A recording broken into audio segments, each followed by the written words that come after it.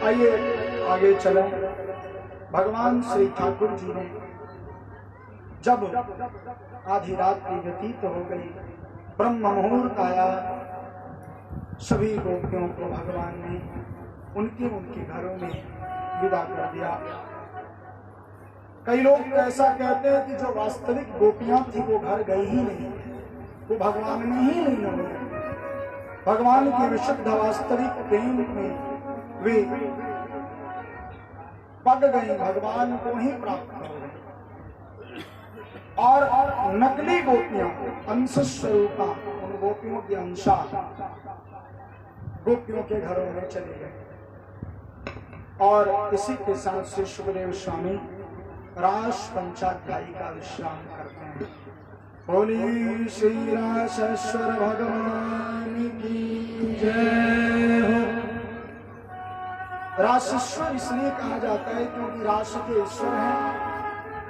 और इस अध्याय को इतना आनंद से इसलिए कहा जाता है क्योंकि भागवत जी में रास पंचाध्यायी भागवत की आत्मा मानी जाती है। प्रेम से बोलो जय श्री कृष्ण। भागवत जी की आत्मा रास पंचाध्यायी को कहा जाता है। श्री ठाकुर जी ने गोपियों को विदा किया। इसके पश्चात परम सुंदर श्री गोपाल जी के द्वारा शंखचूड़ सुदर्शन का वध वर्णन है। अब श्री गोपाल जी 11 वर्ष के हो गए। प्रेम से बोलो जय श्री कृष्ण। 11 साल के हो गए। चूंकि श्री ठाकुर जी श्रीधाम वृंदावन में 11 वर्ष तक रहे थे। एक दिन श्री नारद जी भगवान के पास आए और बोले कि प्रभु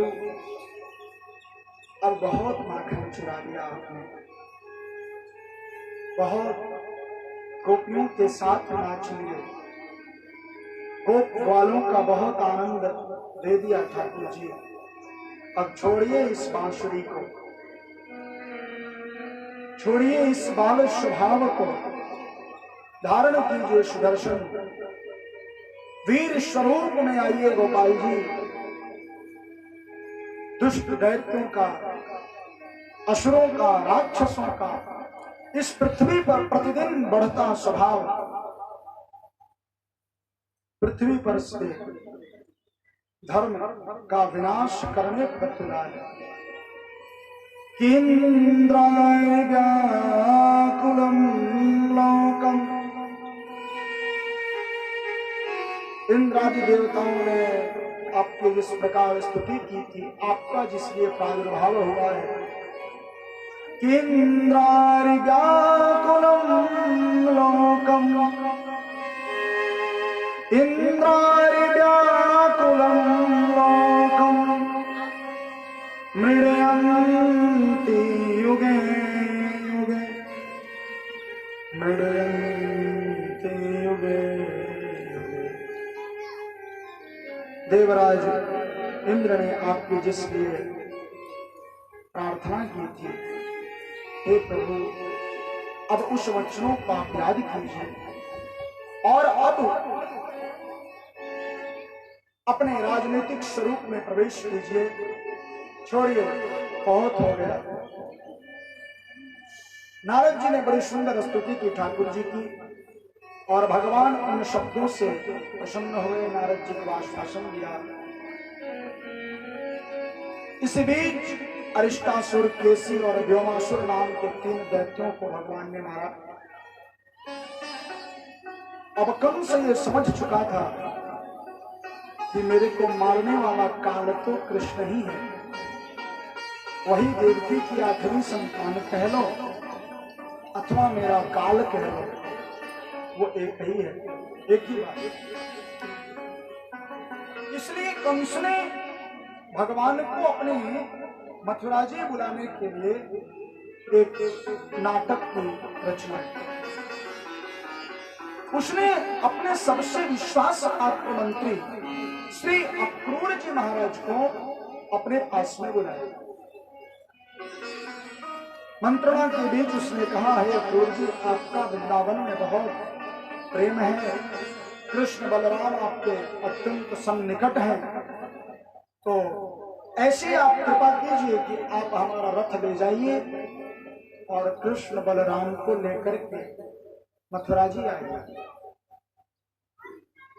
अक्रूर की स्त्री आज मारीच जैसी हो गई। प्रेम से बोलो जय श्री कृष्ण। मारीच की कथा सुनी होगी आप लोगों ने। रामायण में एक पात्र है जिसका नाम है मारीच। भगवान ने बिना फल का बाण मारा था, वो समुद्र के साथ समुद्र के पार जाकर गिरा और भगवान श्री राम के इस बल पौरुष को देख करके वह भगवान का भक्त बन गया। लेकिन मां जानकी का हरण करने के लिए रावण ने मारीच को ही अपना साथी बनाया, सोने का मृग बनाया। किया संभव है मृगस्य जन्म। रावण जानता था कि सोने का मृग होना तो असंभव है, तब भी उसने मारीच को सोने का मृग बना करके भेजा। अब मारीच जाए तब भी मृत्यु है और न जाए तब भी मृत्यु है। मारीच ने सोचा कि क्यों ना ऐसे पापी के हाथों से मरने से अच्छा है कि भगवान के हाथों से मरे। और मारीच गया मां जानकी का हरण करना, उसका उद्धार हुआ। आज कुछ वैसी ही स्थिति श्री अक्रूर जी की हो गई। कंस ने आदेश दिया कि आप जाइए, कृष्ण और बलराम को आप रथ पर बिठाकर के मेरे पास ले आए। अब यदि अक्रूर जी न जाए तो कंस के हाथों से मरे, जाए तो गोपियों के, नंद बाबा के, यशोदा जी के कोप के भाजन बने। और अंततः श्री अक्रूर ने तय किया कि यदि संसार का उद्धार करने के लिए अपना कुछ जाता हो तो वह भी ठीक है। ध्यान से सुनना, एक व्यक्ति का परित्याग करने से यदि पूरे कुल का भला होता हो तो उस व्यक्ति का परित्याग कर देना चाहिए। एक घर को छोड़ने से यदि पूरे गांव का भला होता हो तो उस घर को छोड़ देना चाहिए।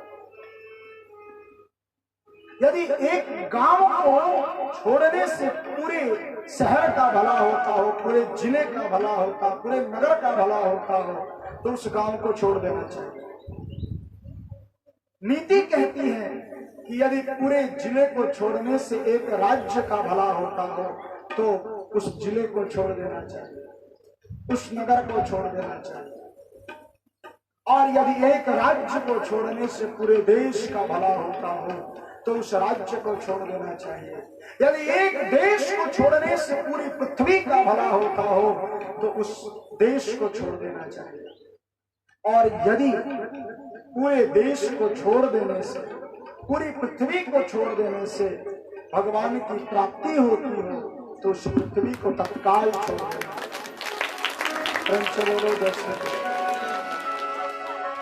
कुछ वैसे ही अक्रूर ने सोचा कि यदि मेरे को कोई संकट प्राप्त होता है, मेरे को कोई कष्ट प्राप्त होता है, मेरा यदि अपमान होता है और उस अपमान के फलस्वरूप कंस का यदि विनाश होता है तो मुझे यह अपमान स्वीकार है। बलिदान जिस दिन करने का भाव मनुष्यों के अंदर जग गया ना श्रोता बंधुओं, उस दिन इस पृथ्वी पर किसी को कोई संकट रहेगा ही नहीं। बड़े ध्यान से सुनना, हम बलिदान देते हैं किसके लिए? स्वयं के लिए। बलिदान देना बड़ा कठिन होता है, संसार का सबसे कठिन कार्य है बलिदान देना। अच्छा एक बात बताओ, संसार की सबसे प्रिय वस्तु क्या है? एक व्यक्ति को संसार में सबसे अधिक प्रिय वस्तु क्या है? कोई बताए? आप लोगों में से कोई बताइए। क्या है संसार की प्रिय वस्तु? शर्मा जी बताएंगे। इस संसार की सबसे प्रिय वस्तु जिसको व्यक्ति कभी छोड़ ही नहीं सकता, बताइए। नहीं और कुछ? Wrong answer. और कोई बताएगा? आप लोगों में से कोई बताइए।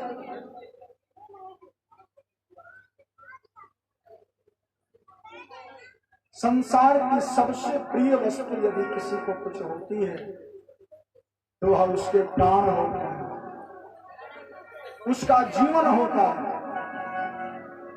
हम सब कुछ छोड़ सकते हैं लेकिन अपना जीवन छोड़ना बहुत मुश्किल है। अपने आप पर कलंक लेना, अपने आप को समाप्त करना, ये बहुत मुश्किल है। एक मुझे घटना याद आ रही है। एक आप सबने सुना होगा, रत्नाकर डाकू की कथा आप सबने सुनी होगी। कहा जाता है एक बार उसने नारद जी को पकड़ा। नारद जी को पकड़ा और कहा कि महाराज आपके पास जो भी डोरा डुंडा है मुझे दे दो, नहीं तो मैं आपको अभी मार डालूंगा।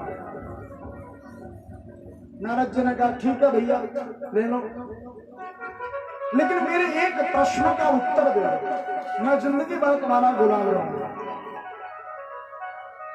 क्या? नारद जी ने कहा मुझे तुम यहीं वृक्ष में बांध दो और इस प्रश्न का उत्तर ढूंढ के आओ। क्या प्रश्न? कि जो भी तुम पाप कर रहे हो इस पाप का भागीदार कोई है? रत्नाकर ने कहा क्यों? जो मेरे पाप का भोग कर रहे हैं वो सबके सब भागीदार है। नारद जी ने कहा तो एक काम करो, मुझे थोड़ी देर के लिए बांध दो, बाबा आदमी हूं, कहां तक भागूंगा, तुम बलिष्ठ हो, तुम पकड़ लोगे। तुम घर जाकर के सबसे पूछ करके आओ, तुम सबका भरण पोषण करते हो, पूछ करके आओ कि तुम्हारे पाप थोड़े से कोई ले लेगा। रत्नाकर ने कुछ विचार किया, नारद जी को वहीं पर बांध दिया। घर गया, अपने पत्नी से पूछा, सबसे प्रिय पत्नी होती है तो अपनी पत्नी से पूछा, देवी मैं आपका प्रतिदिन पालन पोषण करता हूँ, धन ला कर देता हूँ, कमा कर लाता हूँ, डकैती करता हूँ, मेरा कुछ पाप आप ले लीजिए ताकि मेरा कुछ पाप उतर जाए। पत्नी ने कहा कि महाराज मैं तो आपकी धर्म पत्नी हूँ, 7 फेरे लेकर के आप मुझे लेकर आए हैं, अब मेरा भरण पोषण करो तो अच्छा, ना करो तो अच्छा। प्रेम से बोलो जय श्री कृष्ण। आपके पाप मैं क्यों लूं? आप मत करो, आप अच्छा काम करके ले आओ, रूखा सूखा खा लो। रत्नाकर उसके बाद अपने पुत्र के पास, भैया हम तुम्हारा पालन पोषण करते हैं, हमारे कुछ पाप तुम ले लो, मेरे कुछ पाप कम हो जाएंगे। पुत्र ने कहा कि पिताजी मेरा तो छोटी सी जिंदगी है, अभी तो मैं बड़ा भी नहीं हूं, मेरा पालन करना आपके ऊपर है, आपका फर्ज है। आप मेरा पालन करें तो अच्छा, न करें तो अच्छा, मेरे भाग्य में मुझे छोड़ दीजिए। किसी ने उसका पाप नहीं लिया। और नारद जी के पास गया, रोने लगा कि उल्टा नाम जपत जग जाना, उल्टा नाम जपत जग जाना, उल्टा नाम जपत जग जाना।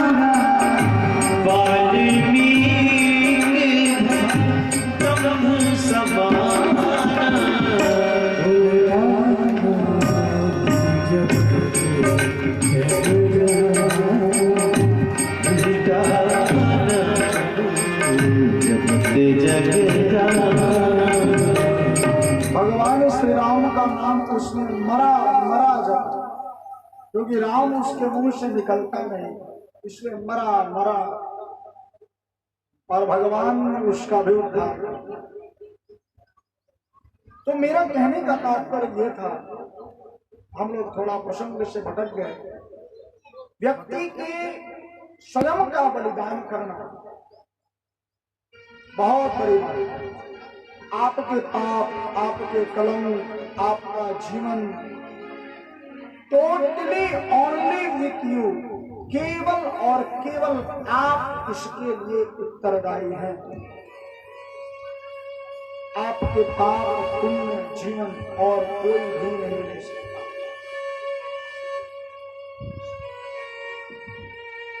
श्री अक्रूर जी ने सोचा, अस्तु कोई बात नहीं, थोड़ा सा मुझे पाप लगेगा, लोगों का कलंक, लोगों के ताने, गोपियों की बातें मुझे सहनी पड़ेंगी, लेकिन इस पापी का उद्धार तो हो जाएगा, विनाश हो जाएगा।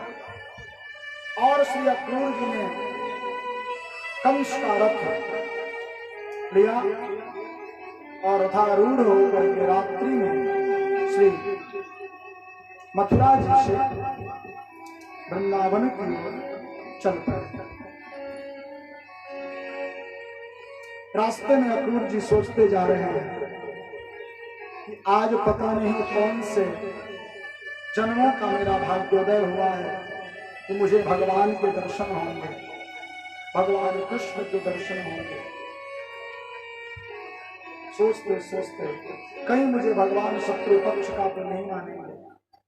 इतनी प्रसन्नता हुई श्री अक्रूर के मन में कि जो रास्ता 2 घंटे का था उसको पार करने में अक्रूर जी को 2 दिन लग गए।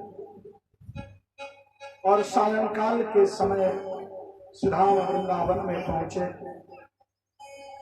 उस समय गायें जंगल से चरकर के लौट रही। सोने का रथ जब नंद जी बाबा के दरवाजे पर गोपियों ने, ग्वालों ने देखा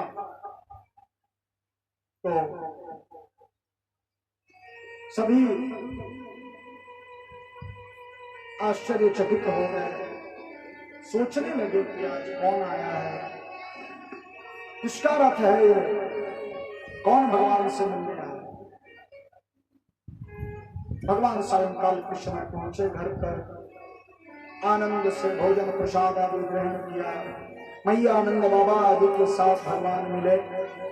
आज कुछ अधिक ही प्रेम दिखा रहे हैं ठाकुर जी सबके साथ, क्योंकि अंतर्यामी है, उनको पता है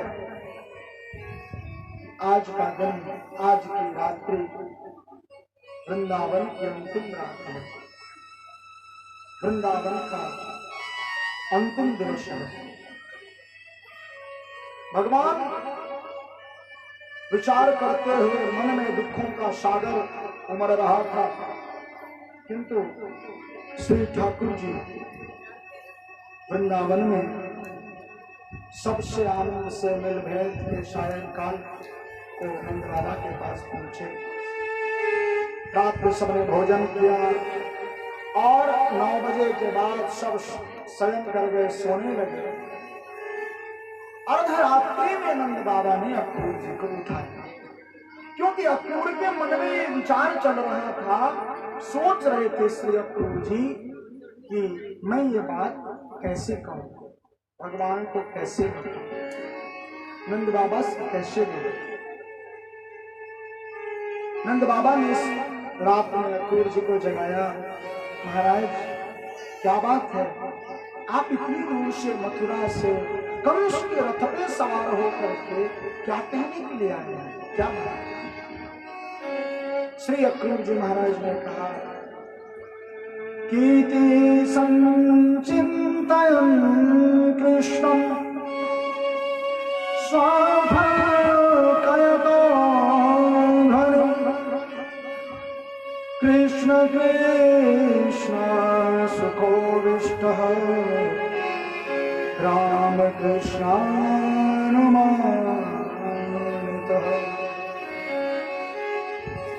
कंस ने मुझे आपके दोनों बेटों को लेने के लिए यहां भेजा। कल धनुष यज्ञ है और कंस चाहता है, महाराज कंस, कि कृष्ण और बलराम उस धनुष यज्ञ में भाग लें।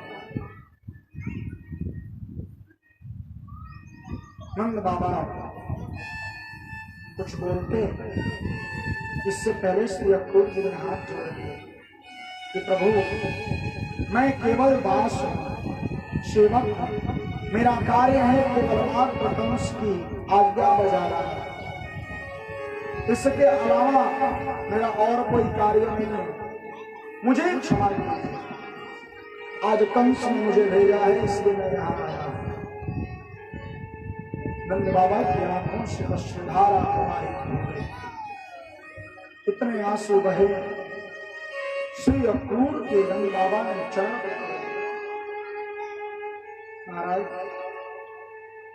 हो सके तो मुझे ले चलिए, करता रहूंगा मैं कंस की सेवा, जो आता है मुझे उस हिसाब से, उस कार्य से, उस रास्ते से मैं कंस को बारंबार प्रतिदिन सुख देता रहूंगा, किंतु कृपा कर मेरे इन दोनों पुत्रों को ले जाने की बात भी न करें। ध्यान से सुनना श्रोता बंधुओं, जंगल के आग की तरह पूरे वृंदावन में ये बात फैल गई कि अक्रूर जी महाराज भगवान को लेने के लिए श्रीधाम आए हुए। मैया यशोदा को यह बात पता चली, किंतु मैया ने अपने धीरज को बनाया। एक आंसू नहीं निकला मैया के नेत्रों से अभी तक, क्योंकि वे कृष्ण की प्रसन्नता देख रहे हैं। पुत्र की प्रसन्नता के लिए मां किस हद तक जा सकती है, यह आप मैया यशोदा से सीख सकते हैं। एक आंसू नहीं निकला पूरी रात में, और जब से पता चला कि कल भगवान चले जाएंगे, मां ने उन दोनों ही बालकों को अपने वक्षस्थल से लगाया और कृष्ण बलराम को अपनी गोदी में ही उस रात्रि सुलाया। प्रातः काल हुए भगवान नित्य कर्म से निवृत्त होकर मैया के पास आए और मां से कहा, मां आप चिंता न करो, मैं आज जाऊंगा, कल रहूंगा और परसों आ जाऊंगा। अब मैया ने भगवान को प्रेम से बिठाया, कपड़े पहनाए। प्रथम बार भगवान ने अपने काछनी की जगह धोती पहनी, बांसुरी की जगह भगवान ने अपनी कमरी धारण की, एक जगह फेंटे में बांसुरी को बांधा। सुंदर उस मोर मुकुट के स्थान पर मैया ने उनको मुकुट पहनाया और बड़े प्रेम से मैया यशोदा ने भगवान को कान के पीछे नजर लगाने की काजल लगाया। और अब मैया एक कन्हैया, तुम कहते हो कि तुम आज जा रहे हो, कल रहोगे, परसों आ जाओगे, मुझे ये तो बता कान्हा कि तेरा वो परसों कब होगा। प्रेम से बोलो जय श्री कृष्ण। और महाराज प्रातः काल हुई, कृष्ण बलराम जैसे ही तैयार होकर और निकलने लगे, नंदालय का दरवाजा खुला कि महाराज 60,000 गोपियों का यूथ श्रीधाम वृंदावन में नंदालय के दरवाजे पर खड़ा था। गोपियों ने कहा, कृष्ण हमें नहीं चाहिए तुम्हारा प्रेम, हम कभी माखन चुराने के लिए भी तुम्हें नहीं डांटेंगे, कभी हम तुम्हें भगवान नहीं मानेंगे, तुम्हारी सेवा करेंगे, रुक जाओ। एक गोपी ने कहा कि हो सके तो हमें मार डालो, हमारे ऊपर चढ़ के चले जाओ, लेकिन हम तुम्हें नहीं जाने देंगे। नाना प्रकार की बातें। भगवान उन सभी गोपियों के बीच में से जाकर रथ पर सवार हुए। एक कवि ने वर्णन किया है, दर्शन कीजिए। एक गोपी कह रहे हैं, तुम्हारी याद आती है, तुम्हारी याद आती है, बता क्या करे मोर, तुम्हारी याद आती है, तुम्हारी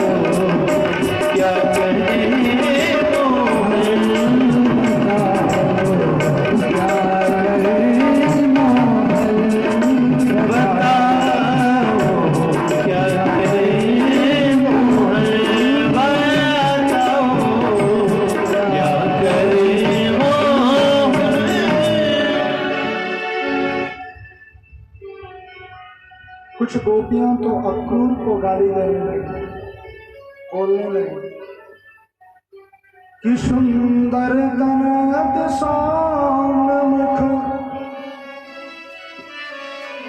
सुंदर तन अति सौम्य मुख, पर स्वभाव से तू क्रूर, पंडित कैसे मूर्ख जो, पंडित कैसे मूर्ख जो, नाम रखा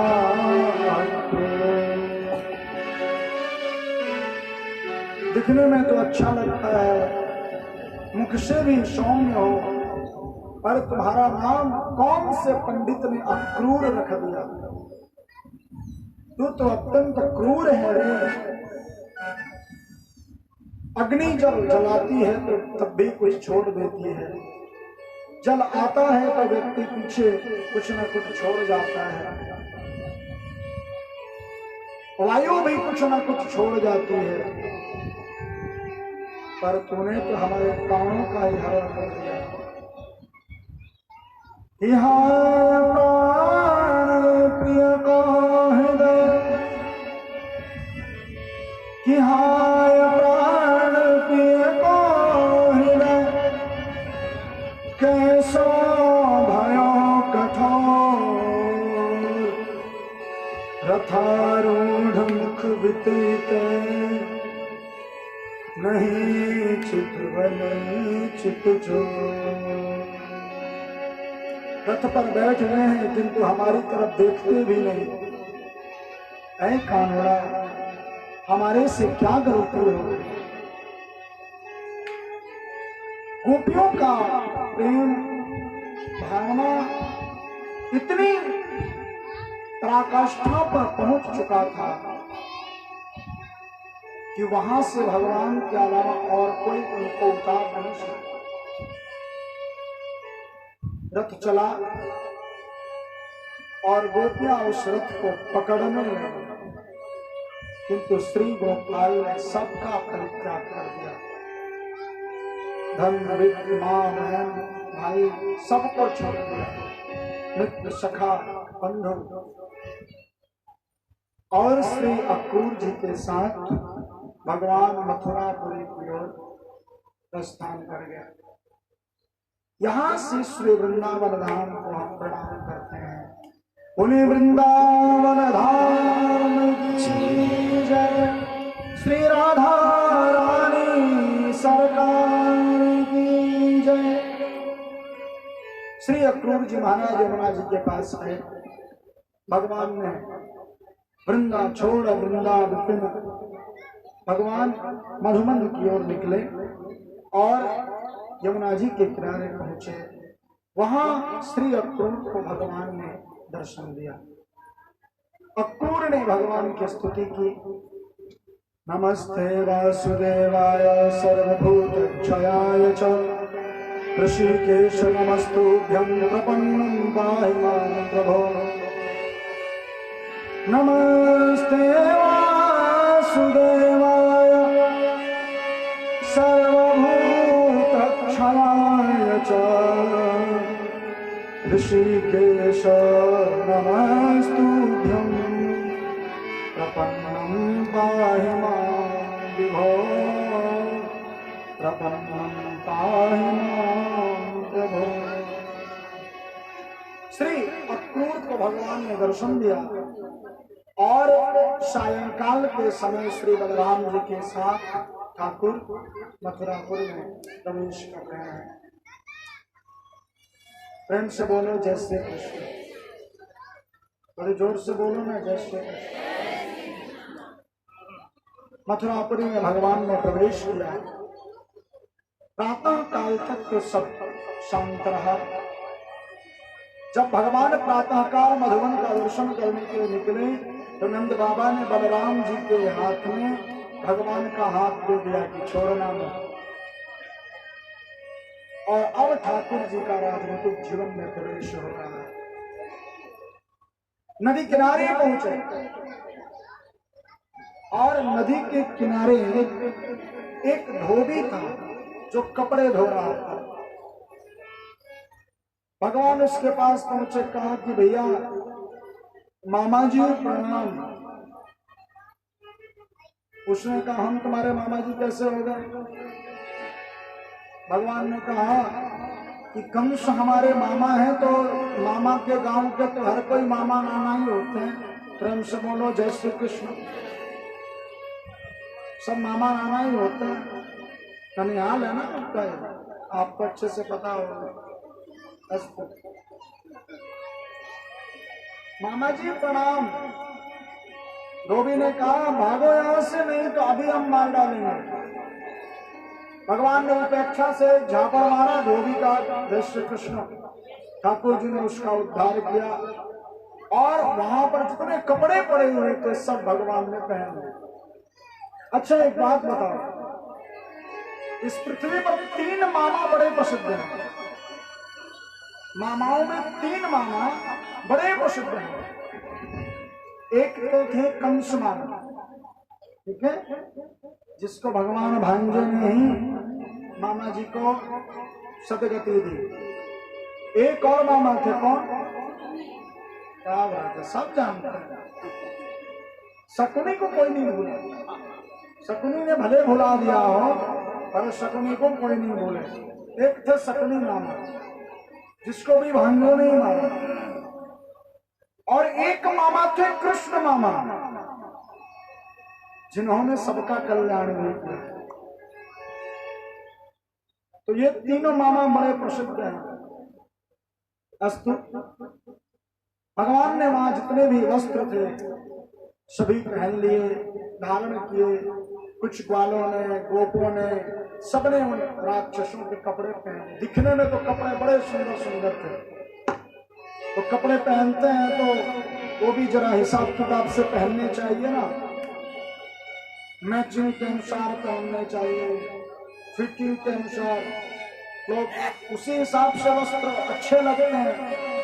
अब भगवान ने वो पहने तो वो किसी राक्षस का इतना मोटा हाथ था। अब वो भगवान ने कपड़े पहने तो भगवान का हाथ उंगली जैसा, पूरे डूब गए।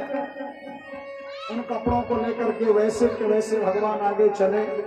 एक दर्जी मिला, भगवान के उस भक्त ने भगवान सारे कपड़ों को अच्छे से पिरो करके बढ़िया से फिटिंग के अनुसार भगवान को सुंदर बना। आगे चले, मोची ने भगवान को सुंदर से उपानह प्रदान किया।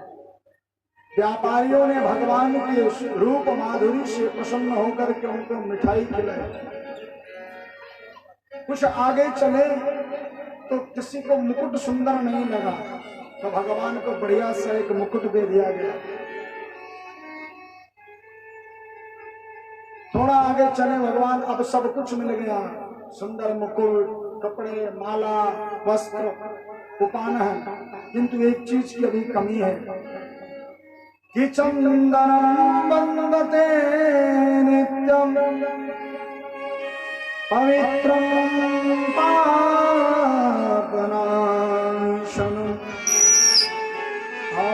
आपदामहरत नित्यम लक्ष्मीस्ते तिष्ठति सर्वदा। चंदन, देखिए बड़े ध्यान से सुनना। नीति शास्त्रों में यह वर्णन है कि तांबुलेन बिना राजा, चंदनेन बिना पंडितः, सौभाग्येन बिना स्त्री, साक्षात् शुभ दर्शनः, साक्षात् शुभ दर्शनः। कोई राजा हो लेकिन मुंह में कुछ सुपारी, लौंग, इलायची ना रख रखी हो तो ऐसे राजा का दर्शन नहीं करना चाहिए। तांबुलेन बिना राजा, चंदनेन बिना पंडिता। पंडित जी है लेकिन तिलक ही नहीं लगा रखा, ऐसे पंडित जी को भी दर्शन नहीं करना चाहिए, चंदन अवश्य लगा। तांबुलेन बिना राजा चंदनेन बिना पंडिता। और यदि किसी स्त्री का विवाह हो चुका हो किंतु उसने सौभाग्य चिन्ह सिंदूर धारण न कर रखा हो, शादी हो गई है फिर भी सिंदूर नहीं धारण कर रखा, ऐसी स्त्री का दर्शन भी नहीं करना चाहिए। तांबुलेन बिना राजा चंदनेन बिना पंडिता, सौभाग्येन बिना स्त्री साक्षात अशुभ दर्शन।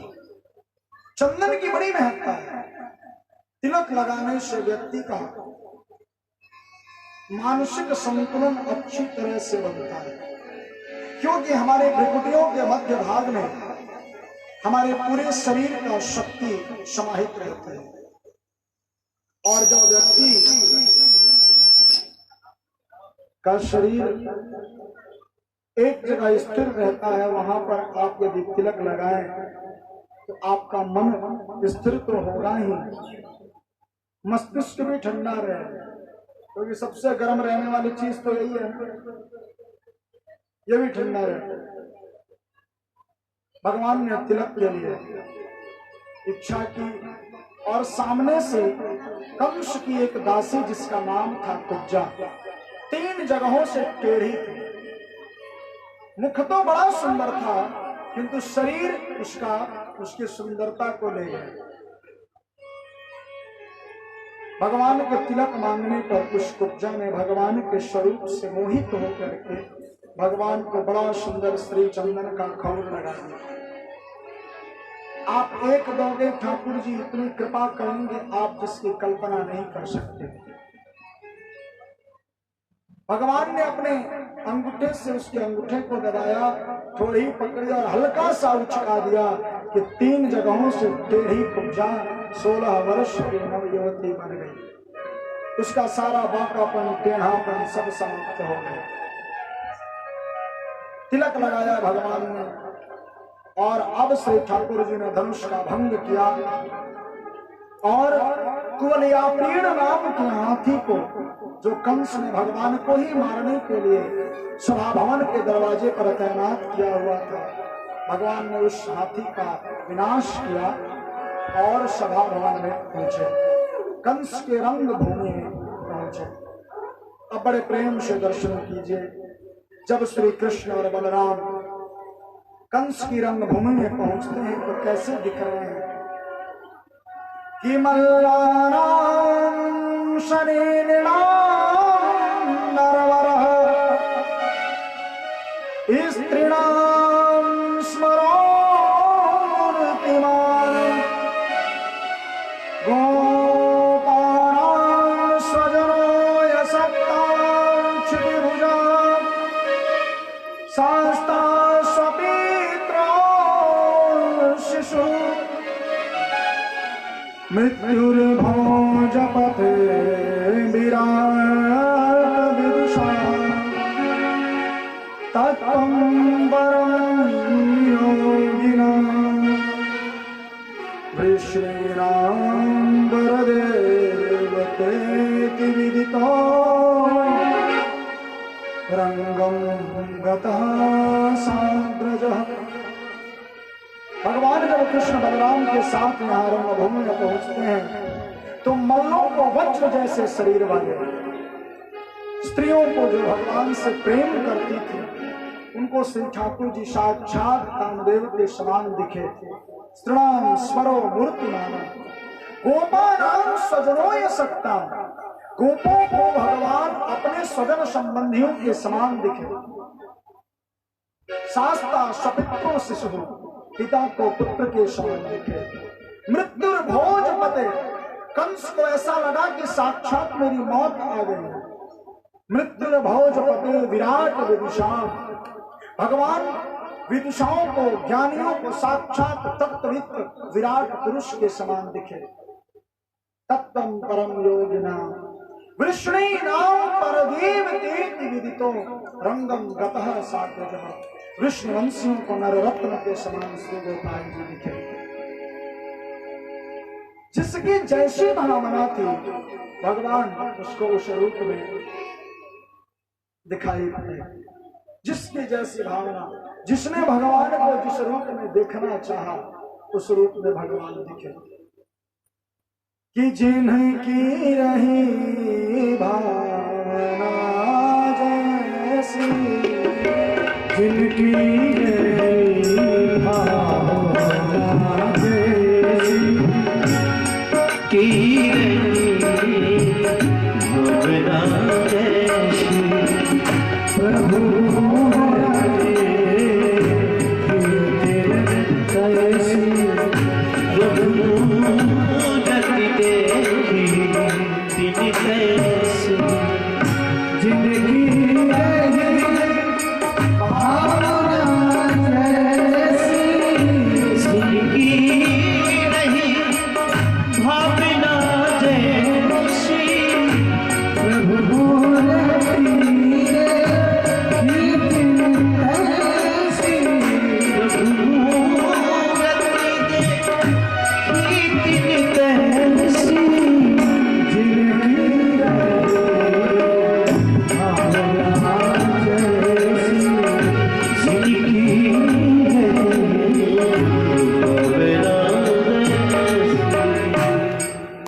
किसी ने भगवान से पूछा कि प्रभु एक बात बताइए, आपका नाम तो हर कोई लेता है, भगवान भगवान कहकर हर कोई पूछते हैं, वास्तव में आप मिलते कैसे?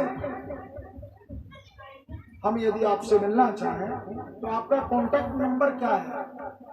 किसी से मिलना होता है तो पहले बात तो मोबाइल से चलती है ना, प्रेम से बोलो जय श्री कृष्ण। पहले नेत्रों से चलती है, फिर मोबाइल से चलती है, फिर उसके बाद आपस में मिलते हैं और फिर परमात्मा को प्राप्त होते हैं। लेकिन शुरुआत तो नेत्रों से, मोबाइल, आजकल मोबाइल आ गया, पहले नेत्रों से होता था, अब आज मोबाइल आ गया तो कॉन्टैक्ट नंबर चाहिए। तो भगवान का कॉन्टैक्ट नंबर क्या है? तुलसीदास जी ने बताया है कि कामिनी नारी प्यारी जी, कि कामिनी नारी प्यारी जी, लोभी प्रिय जिमी दाम, तिमी रघुनाथ निरंतर, प्रिय लागे मोहरा। कहा जैसे कामी पुरुष को नारी प्यारी लगती है, जिसके मन में काम की अधिकता हो जाती है, काम क्रोध लोभ मोह अहंकार में से काम की अधिकता हो जाती है तो उससे पूरा संसार स्त्री में ही दिखने लगता है। कामी नारी प्यारी जी, कामी पुरुष को जिस प्रकार से नारी प्यारी लगती है, गोसाई जी ने कहा लोभी प्रिय जिमीदान, पैसे वाले को हर जगह पैसा ही दिखता है, किसी काम में भी अपना पैसा खर्च ना हो जाए। ये बड़ा संकट का विषय है। हाँ, प्रेम से बोलो जय श्री कृष्ण। हमारा पैसा खर्च ना हो जाए, धन हमारा खर्च ना हो जाए, बहुत बड़ा संकट होता है। पैसा कमाया किसने?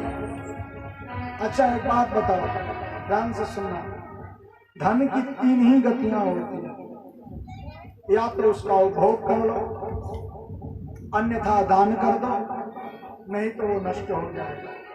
कुछ नहीं कर सकता व्यक्ति। 1 अरब रुपए हो आपके पास और डॉक्टर ने अगर मना कर दिया ना कि आपको संसार में केवल 1 गिलास पानी 24 घंटे में लेना है तो वही लेना पड़ेगा, चाहे कितने रुपए हो, कुछ नहीं कर सकते।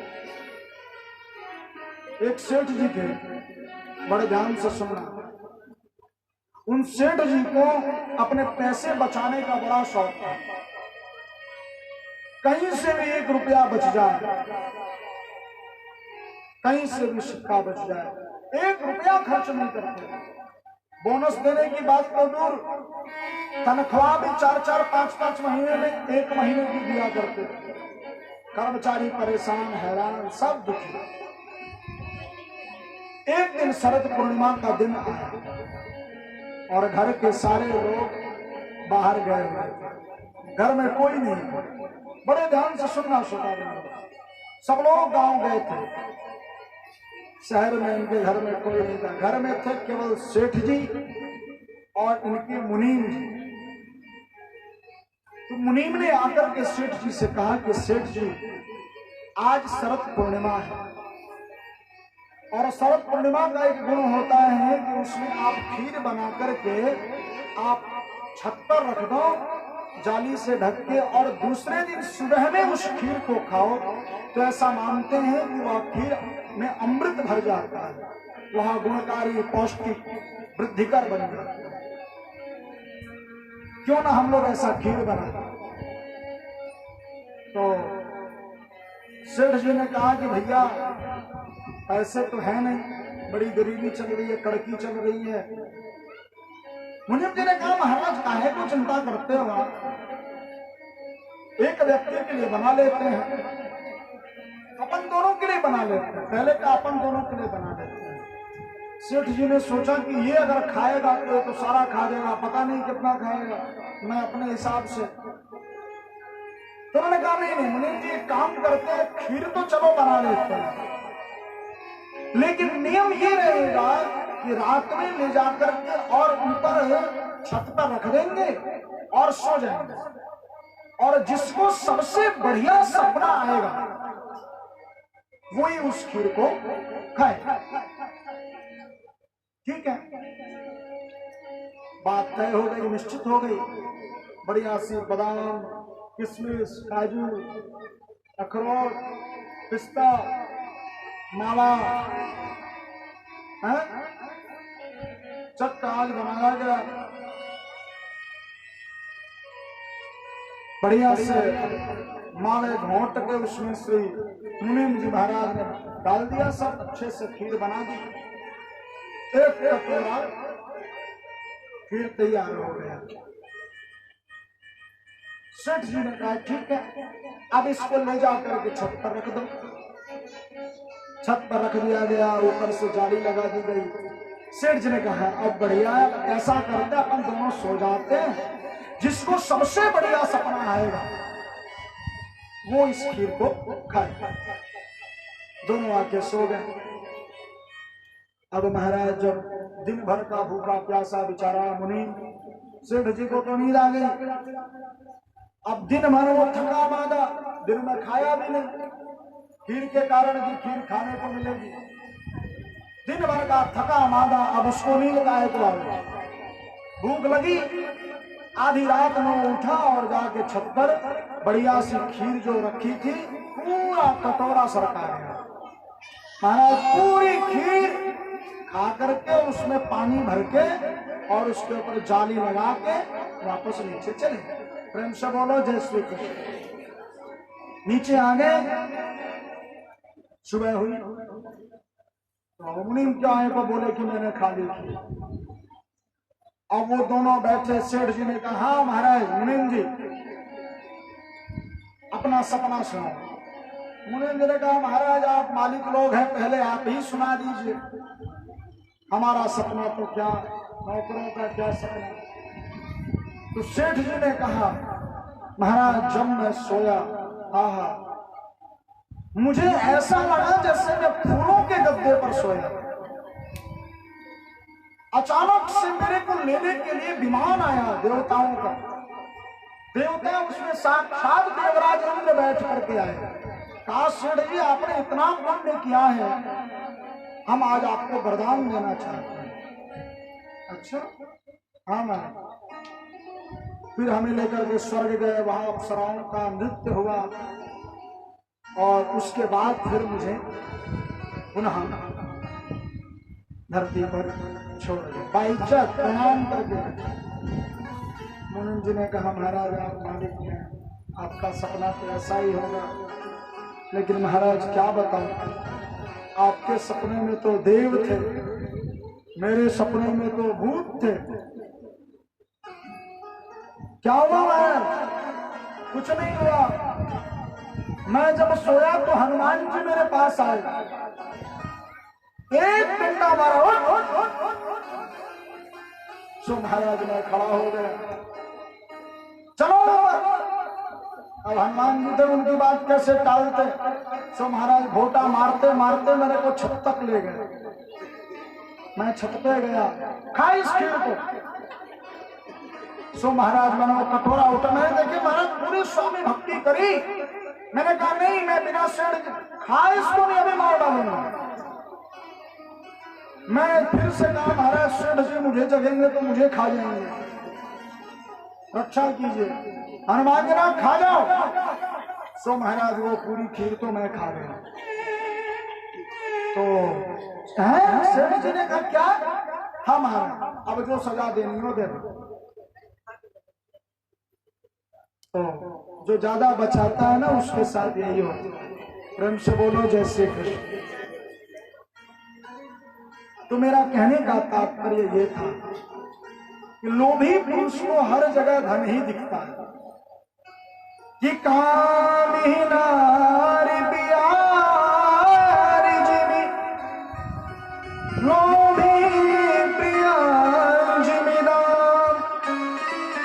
कामी पुरुष को जिस प्रकार नारी प्यारी लगती है, लोभी पुरुष को जिस प्रकार धन प्यारा लगता है, कितनी रघुनाथ निरंतर प्रिय लागे मोहे राम। जिस प्रकार कामी को नारी और लोभी को धन प्रिय लगता है, तिमी रघुनाथ निरंतर प्रिय लागे हो मोहे राम। उस प्रकार से रघुनाथ की भक्ति की जाए तो रघुनाथ हमें मिलेंगे। भगवान कंस की रंगभूमि में पहुंचे, सबने ठाकुर के दर्शन किए, जिसकी जैसी भावना थी भगवान उसको उस रूप में दिखाई पड़े। मल्लों ने भगवान को युद्ध भूमि में पुकारा, रंगभूमि में सबको भगवान ने अपने बाहुबल से पटक दिया, मार डाला। गोपियों के मक्खन का प्रभाव था कि श्री ठाकुर ने सबका विनाश कर दिया। अंत में कंस के ऊपर राजगद्दी पर पहुंच गए। 30 फुट ऊंची थी राजगद्दी, उस पर पहुंचे। कंस ने सोचा मैं इनको भींच कर मार डालूंगा। अंतर्यामी भगवान किसके से भींचे जाते? केश पकड़े कंस के, और कंस को भगवान ने उठा करके और उस सिंहासन से नीचे और ऊपर से भगवान लोक का भार कर कूद पड़े, और कूदते ही कंस का विनाश हो गया। कंस मृत्यु को प्राप्त हो गया ना। कभी अभी जो कुछ लोगों ने ताली बजाई ना, वो इसलिए बजाई कि कंस मर गया। बाकियों ने इसलिए नहीं बजाई कि कहीं जिंदा हो। फिर प्रेम से बोलो जय श्री कृष्ण। बोले चराचर अखिलेश्वर भगवान की जय। कंस को भगवान ने उद्धार दिया, विनाश किया, उसका धर्म की स्थापना की, और श्री ठाकुर जी उग्रसेन जी को राज्याभिषेक करके माँ देवकी वसुदेव जी से मिले। भगवान का जनेऊ हुआ, और गुरु सांदीपनी के पास में भगवान ने 64 दिन रात्रि में उज्जैन के गुरु संदीपनी मुनि के पास भगवान गए। वहीं से श्री रामा जी से मुलाकात हुई, जिसकी कथा कल की जाए। अच्छा, कल देखिए, कल एक तो विश्राम दिवस है ही। कल यहाँ पर ब्रज की होली का भी दर्शन कराया जाए, जितना संभव हो पाएगा गाएंगे। गले पर तो भगवान मां सरस्वती की पूरी कृपा हो रही है। तो कल होली के भी दर्शन होंगे, विश्राम दिवस भी है, इसलिए खूब अधिक से अधिक संख्या में आइए। और कल यहाँ से एक विशेष अभिमंत्रित चावल आप सबको दिए जाएंगे, जो आप सब अपने घर ले जाएं। कल रात्रि में अपने घर में रखें, और प्रातः काल जब हवन हो तो आप उस चावलों को लेकर के आए और यहाँ हवन में डालें। भगवत कृपा हुई तो सबका संकट समाप्त होगा, सबकी मनोकामनाएं पूर्ण होंगी। अस्तु। भगवान ने संदीपनी मुनि के पास 64 दिन रात्रियों में 64 कलाओं का ज्ञान प्राप्त किया। जब भगवान आने लगे तो संदीपनी मुनि ने श्री ठाकुर जी से गुरु दक्षिणा के स्थान पर अपने पुत्र को मांगा और गुरु माता के प्रेम पर प्रवश होकर श्री गोपाल जी ने उनके पुत्र को यमराज के पास से ला करके दे दिया, लौटा लाए। पांचजन्य नामक शंख भगवान ने उस पुत्र की रक्षा करते समय पंचजन नाम के राक्षस को मारकर प्राप्त किया। एक दिन वृष्णि परवर श्री उद्धव जी महाराज भगवान के पास आए। भगवान को अत्यंत दुखित देखकर श्री उद्धव ने भगवान से प्रश्न किया कि ठाकुर जी आप इतना दुखी क्यों रहते हैं? भगवान ने कहा ऊधो मोहे ब्रज विशरत मेरे से ब्रज विशरता नहीं है, श्रीधाम की वे लीलाएं मुझसे बुलाई नहीं जाती। उद्धव को अपने ज्ञान का बहुत अभिमान। उसने कहा कि प्रभु आप चिंता क्यों करते हैं, मुझे आप अपना संदेश दीजिए, मैं गोपियों के पास जाता हूं और आपका संदेश उनको प्रदान करूंगा। भगवान ने संदेश दिया। उद्धव भगवान का संदेश लेकर वृंदावन गए। यमुना जी के पास पहुंचे तो एक गोपी से उन्होंने पूछा, अरे गोपी यहाँ गोपियां सब कहाँ मिलेंगी? बताया कि महाराज ये नाली बहती चली जा रही है, इसके पास पास चले जाइए, मिल जाएगी। श्री उद्धव जी उसके किनारे किनारे गए तो देखा कि नंदालय के दरवाजे पर सभी गोपियां बैठी हुई थी और उन गोपियों के नेत्रों से इतने आंसू निकले, श्रोता बंधुओं, एक नदी का निर्माण हो गया।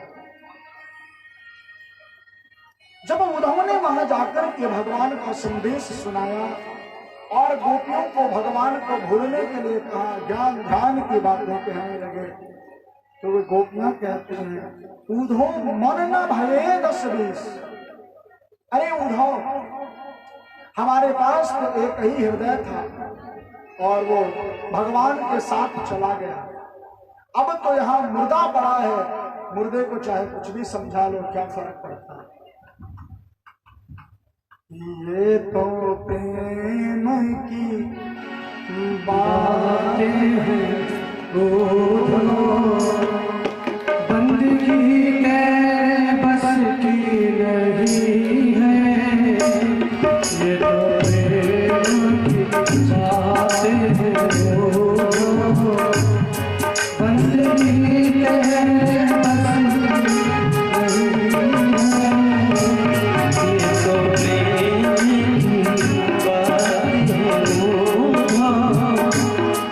बंदगी तेरे बस की नहीं है।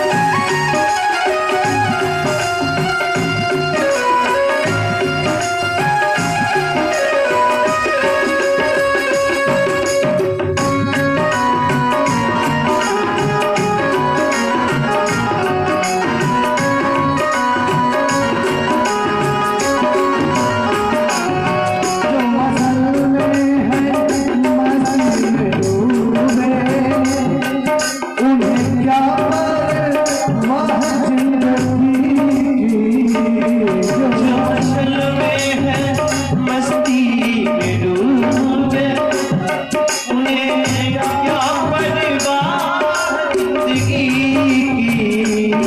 जो असल में जो असल में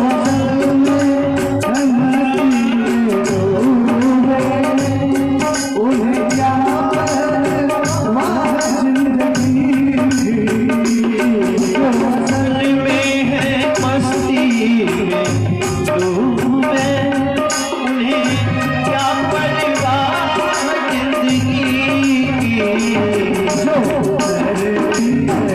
जहरी है मस्ती सो बरती है जहरी मस्ती, वो हकीकत में मस्ती रही है जो बरती है चढ़ती है मस्ती, वो हकीकत की मस्ती नहीं है।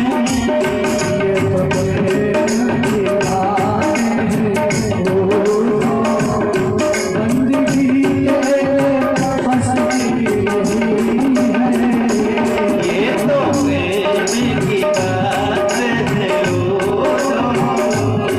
बंदगी के फंसती नहीं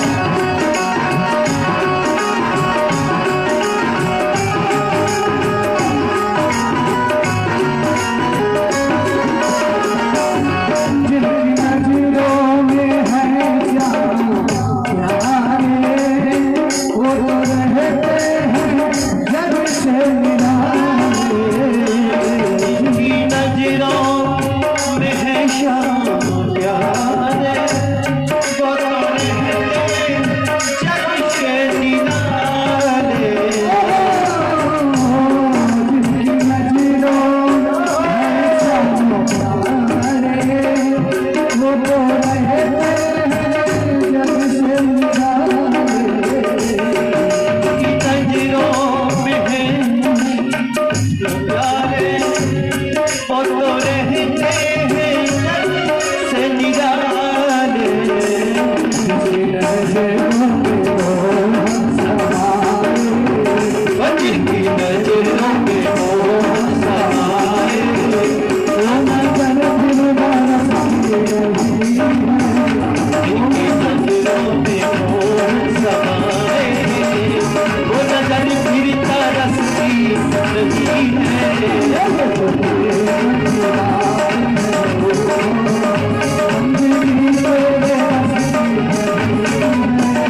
ये तो प्रेम की बात है बंदगी तेरे बस की नहीं है। बंदगी तेरे बस की नहीं है।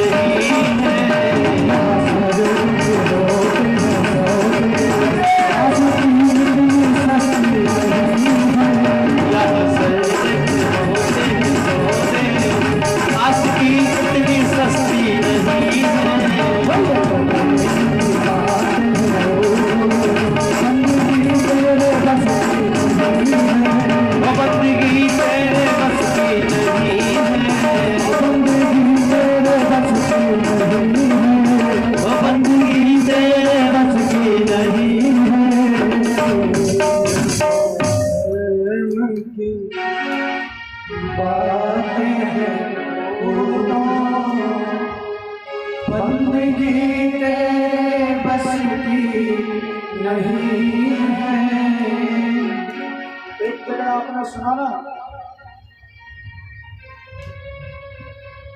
कि भगवान को यहाँ दमदम पे होते हैं सौदे, सर झुकाने की फुर्सत नहीं। ऐसे है ना, प्रेम वालों ने कब वक्त पूछा, प्रेम वालों ने कब वक्त पूजा,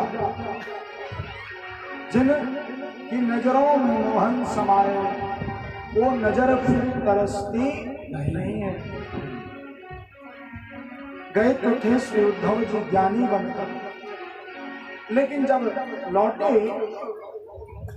तो भक्त बन चुके थे।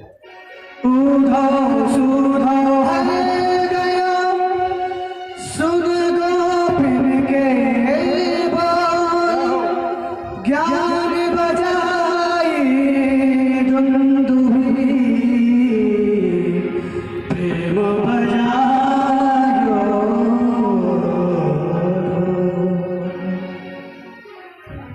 श्री उद्धव जी महाराज ने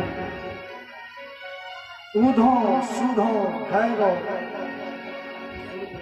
और जब सुधाम वृंदावन से मथुरा जी लौटे तो इनका एक ही प्रश्न था भगवान से कि प्रभु आप उन गोपियों के बगैर रहते कैसे हो? प्रेम से बोलो जय श्री कृष्ण।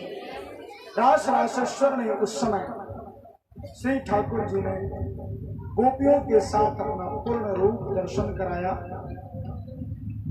और भागवत जी में धृतराष्ट्र के पास अक्रूर जी से संदेश भिजवाते हैं भगवान। दसम स्कंध का पूर्वार्ध समाप्त होता है।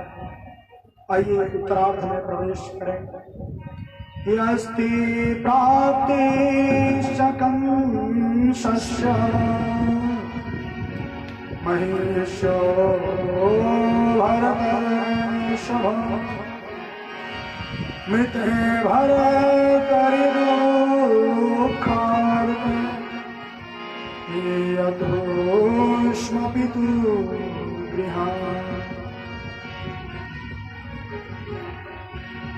श्री उग्रसेन जी महाराज और मथुरा के राजा हैं, भगवान उनके सामंत हैं, और कंस की दो पत्नियां थी जिनका नाम था अस्ति और प्राप्ति। ये जरासंध की बेटी थी। जब भगवान ने कंस को मार दिया तो ये दोनों पुत्रियां जरासंध की अपने पिता के पास पहुंची। सब घटनाओं के विषय में जरासंध को बताया। बड़ा क्रोधित हुआ जरासंध। उस समय महाप्रतापी था जरासंध, और 21 अक्षौहिणी सेना लेकर के उसने मथुरापुरी पर आक्रमण कर दिया। लेकिन जाको राखे साइया मार सके न कोई, बाल न बांका कर सके चाहे जग बैरी हो। और भगवान जिसके रक्षक है उसका तो कोई क्या बिगाड़ देगा। भगवान ने तुरंत अपने वीर भेष को धारण किया, और आज प्रथम बार श्री ठाकुर ने शंख चक्र गदा पद्म सांग धनुष नंदी मेघ पुष्प नंदक बलाहक सुग्रीव नामक घोड़ों से जुटे हुए रथ पर सवार हुए श्री ठाकुर जी, और बलराम जी ने अपना हल संभाला। छोटी सी यादवों की सेना ने जरासंध की सेना को तहस नहस कर दिया, मार डाला। जरासंध को पैदल जाने की हालत में छोड़कर भगवान ने जरासंध का सब कुछ हर दिया। और भागवत जी में लिखा है कि जरासंध को भगवान ने एक बार नहीं 17 बार पराजित किया। 18वीं बार जब जरासंध आक्रमण कर रहा था उस समय नारद जी का भेजा हुआ कालयवन नाम का एक असुर द्वारिका जी के पास आया, मथुरा जी के पास पहुंचा। अब भगवान ने देखा कि एक तरफ से जरासंध आ रहा है, दूसरी तरफ से कालयवन आ रहा है। सबने आपस में मंत्रणा की, और भगवान ने उस समय एक बड़ा सुंदर भगवान के कथनानुसार एक नगरी की स्थापना की गई, जिसको द्वारावती नाम दिया गया। समुद्र के बीचों बीच में 7 योजन में फैली हुई द्वारिका नगरी की स्थापना श्री ठाकुर जी। वृंदावन से मथुरा बिहारी अब बोले द्वारिकाधीश की, इतनी धीमी जयकार में तो बिल्कुल नहीं मिलेंगे महाराज, थोड़ी जोर से बोलो। बोले द्वारिकाधीश की। थोड़ा एक बार और। बोले द्वारिकाधीश की जय हो। भगवान द्वारिकाधीश बने सुधर्मा सभा में विराजमान। श्री ठाकुर जी पर जब आक्रमण किया जरासंध ने, तो भगवान ने उस समय जरासंध के सामने से भाग गए। जरासंध ने आक्रमण किया, भगवान भाग गए। दूसरी तरफ से मुड़कर द्वारिका जी में आ गए। जब काल यवन आक्रमण करने लगा तो ठाकुर जी ने उसके सामने से भी मैदान छोड़ दिया। आगे आगे कन्हैया, पीछे पीछे काल यवन, और श्री गोपाल जी का एक नाम पड़ा रणछोड़। रणछोड़ ठाकुर। चित्तौड़गढ़ में श्री रणछोड़ जी का आज भी मंदिर है। बड़े ध्यान से सुनना। जब जरासंध 18वीं बार जब द्वारिका जी पर आक्रमण कर रहा था, तो उसने भगवान के प्रेमी ब्राह्मणों को अनुष्ठान पर बिठा दिया। उसने कहा, ब्राह्मणों, यदि अब की बार मैं युद्ध जीत गया तो तुम्हें कहीं और जाने की जरूरत नहीं पड़ेगी, और यदि मैं हार गया तो पृथ्वी से ब्राह्मण वंश मिटेगा। और जब ब्राह्मणों पर, संतों पर बात आ जाए तो भक्त की रक्षा के लिए भगवान कोई भी नाम स्वीकार करने से नहीं हिचकते। रणछोड़ का वास्तविक अर्थ होता है जो कायर हो, युद्ध छोड़कर भाग जाए। लेकिन भक्तों की रक्षा के लिए भगवान ने ये नाम भी स्वीकार किया और रणछोड़ बने। पीछे पीछे कालियवन, आगे आगे ठाकुर जी एक गुफा में घुसे। उस गुफा में राजा मुचकुंद कई दिनों से सो रहे थे। वहां कालियवन के आने से पहले भगवान ने अपनी पीतांबरी उठाकर के उनको उड़ा दिया और छुप गया। कालियवन आया, उस व्यक्ति पर पदक प्रहार किया, और जैसे ही वो व्यक्ति उठा, मुचकुंद राजा की नेत्र पड़ते ही कालियवन जलकर भस्म हो गया। परीक्षित, ये देवताओं का वरदान था राजा मुचकुंद को कि तुम यहाँ शयन करो। जो भी व्यक्ति तुम्हें शयन करते में विघ्न डालेगा, उस पर दृष्टि करते ही वो भस्म हो जाए, और फिर तुम्हें भगवान के दर्शन होंगे। राजा मुचकुंद भगवान का दर्शन करके दर्शन मेहता बने कलयुग। अब आइए भगवान के विवाहोत्सव की ओर हम चले। और ध्यान रखो, कल की कथा की सूचना आपको प्राप्त हो गई। अपने साथ कम से कम और भी लोगों को लेकर के आइए, जिससे अंतिम प्रसंग में सबको भगवान का वास्तविक उपदेश प्राप्त हो सके। दूसरी बात, श्री ठाकुर जी के विवाह में जरा आनंद लेकर के, जरा प्रेम से गाएं, क्योंकि संसार के विवाह होते हैं तो खूब नाचते हैं। ये ठाकुर जी का विवाह है। यहाँ अगर नाच लोगे ना तो इस भवबंधन में नहीं नाचना पड़ेगा, ये 84 में नहीं नाचना पड़ेगा। तैयारियां हो रही हैं और विधाता ने बड़ा सुंदर भगवान का यहाँ वर्णन किया है। कवि क्या कहता है, जरा दर्शन कीजिए और प्रेम से।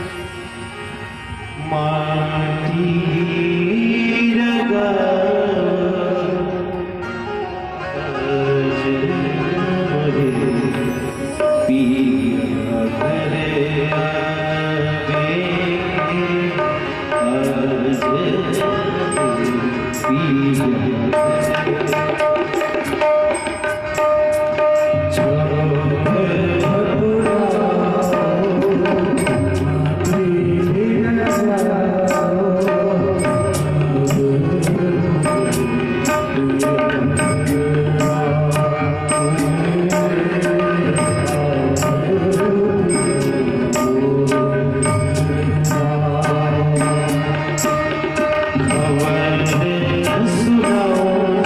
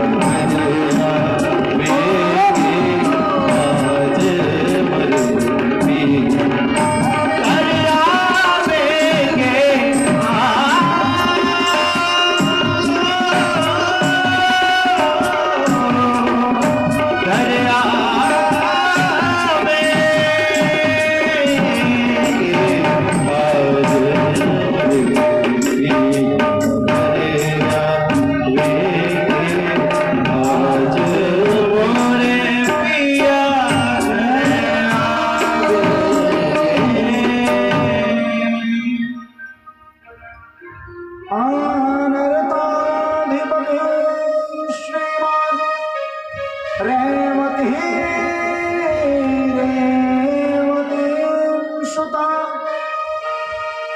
अनर्थाधिपति महाराज भीष्मक की एक कन्या है जिसका नाम है श्री रुक्मिणी। ये अयोनिजा है। 5 भाई थे इनके, रुक्मकेशी, रुक्मवाणी, रुक्मरथ, रुक्म विधि।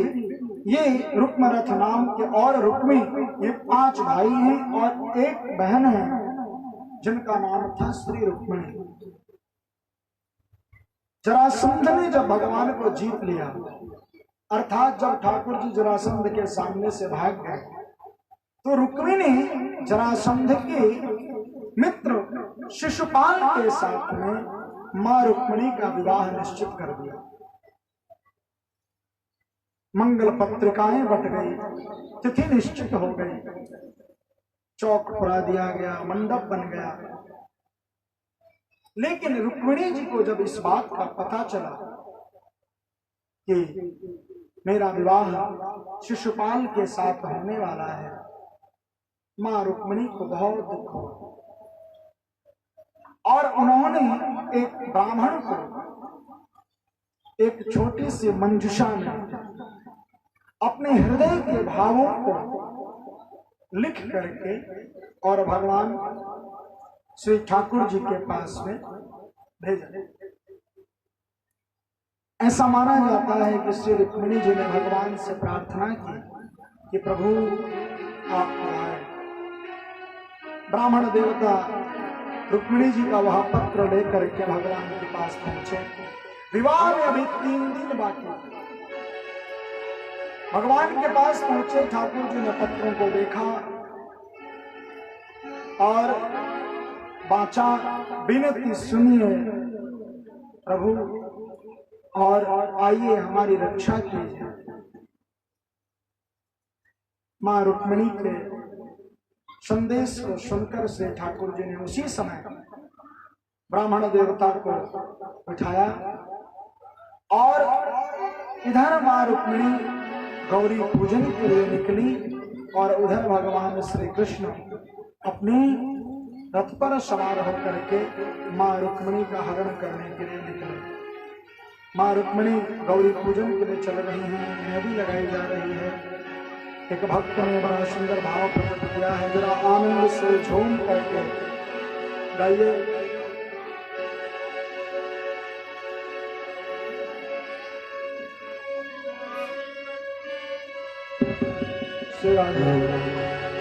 आओ मेरी सखियों मुझे मेहंदी लगा दो, मेहंदी लगा दो, मुझे ऐसी सजा दो, मुझे श्याम सुंदर की दुल्हन बना दो, मुझे श्याम सुंदर की दुल्हन बना दो। आओ मेरी सखियों मुझे मेहंदी लगा दो, आओ मेरी सखियों मुझे मेहंदी लगा दो, मेहंदी लगा दो, मुझे ऐसी सजा दो,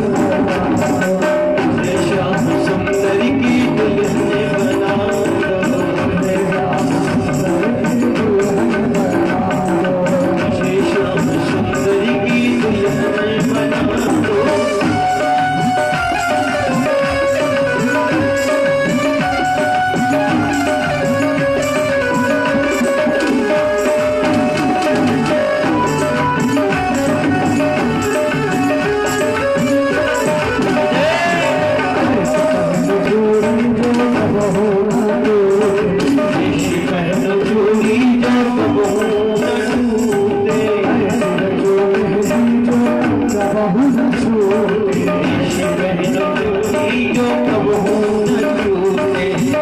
अटल सुहाग की बिटिया लगा दो, अटल सुहाग की बिटिया लगा दो, अटल सुहाग की बिटिया लगा दो। मुझे श्याम सुंदर की दुल्हन बनाना,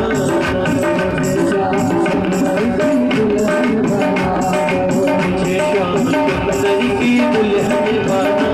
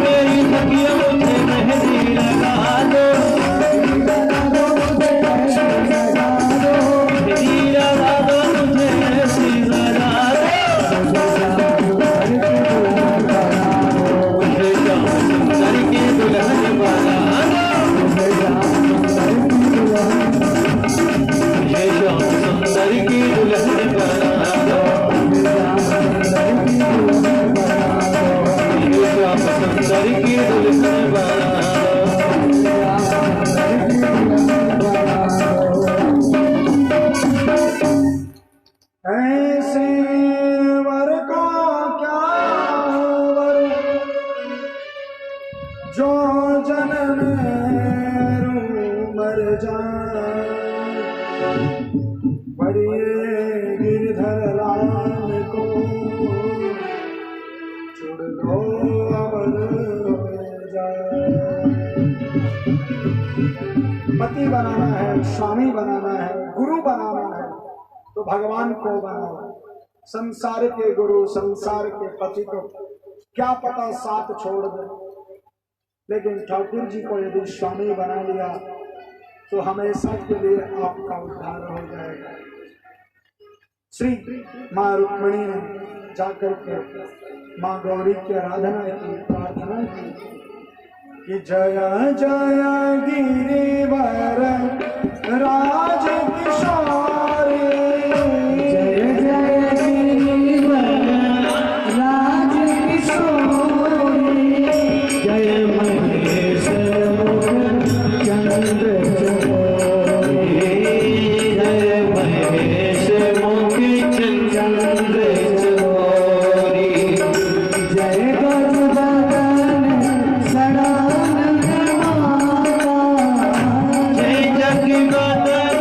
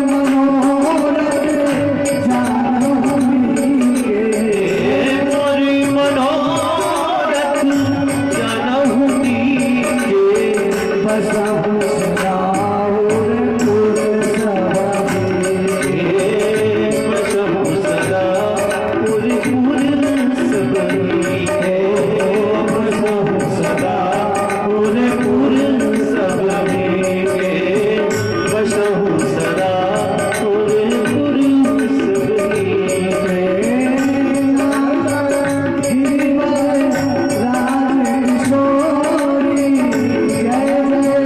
गिरिवर राज किशोरी जय महेश मुख चंद्र चकोरी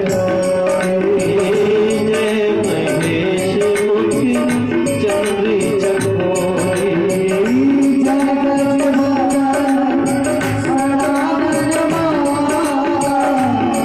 जगवदन सडानन बाता जननी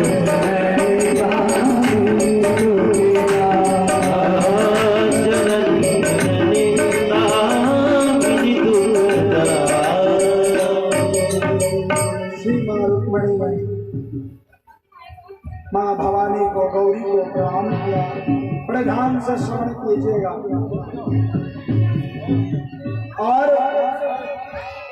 जैसे ही माँ रुक्मिणी एक महाशक्ति दूसरे महाशक्ति की पूजा करके जब बाहर निकली तो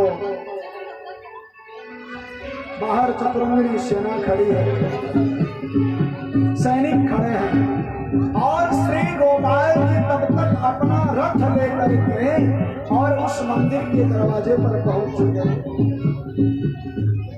ठाकुर जी ने उस रथ पर खड़े खड़े रुक्मिणी जी से कहा, मां भवानी की पूजन करने आए हुए रुक्मिणी, आपका मेरे रथ पर स्वागत है। रुक्मिणी जी ने कहा कि मैं कैसे चलूं? बड़े ध्यान से सुनना, मैं आपके रथ पर कैसे चलूं?